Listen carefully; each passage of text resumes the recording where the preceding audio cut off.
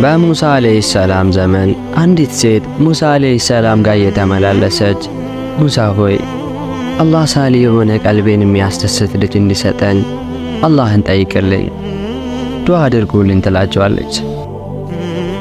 ሙሳም አለይሂ ሰላም ባለችው መሰረት ሳሊ ልጅ እንዲሰጣት ዱዓ አደረጉላት።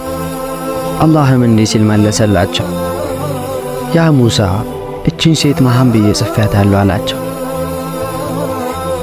እሳቸው ለሴትዮዋ ምላሹን ነገሯት። እቺ ሴት በተሰጣት ምላሽ ምንም አላዘነችም፣ እሺ ብላ ሄደች። ነገር ግን ከአንድ ዓመት በኋላ ተመልሳ መጣች። ሙሳ ሆይ አለችና ያንኑ ጥያቄ እንዲጠይቁላት ነገረቻቸው። ሙሳም ለሁለተኛ ጊዜ ጌታቸውን ለመኑላት። የአላህን ምላሽ እንደ መጀመሪያው ነበር። መሃን ብዬ ጽፌያታለሁ አላቸው። እሳቸውም አላህ መሃን አድርጎ እንደጻፋት ነገሯት።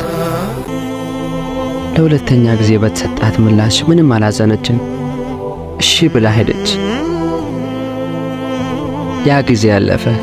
ነገር ግን ከዓመት በኋላ ሙሳ አለይሂ ሰላም እቺ ሴት ሕፃን ልጅ ተሸክማ ተመለከቷትና የማን ልጅ ነው ሲሉ ጠየቋት።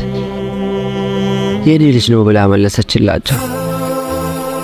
ሙሳ ደነገጡ። ነቢዩላህ ሙሳ አለይሂ ሰላም ከሊመውላህ በሚባል ቅጽል ስማቸው ይታወቃሉ። እርሳቸው አላህን ቀጥታ ያነጋግሩ ስለነበር። እናም የዚች ሴት ልጅ መውለድ ያስገረማቸውና አላህ ሱብሓነሁ ወተዓላን ይጠይቁታል። ጌታዬ ማን ብለህ ጽፈሃት እንዴት ልጅ ወለደች ብሎ ጠየቁት።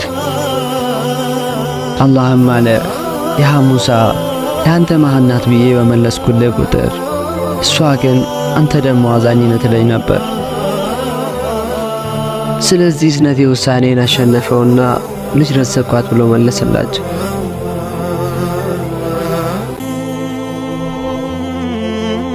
ማንኛውም ከባድ ፈተና ቢያጋጥማችሁ በአላህ እዝነት ተስፋ አትቁረጡ። ሁሉም ነገር ያለው ከሱ በታች ነው።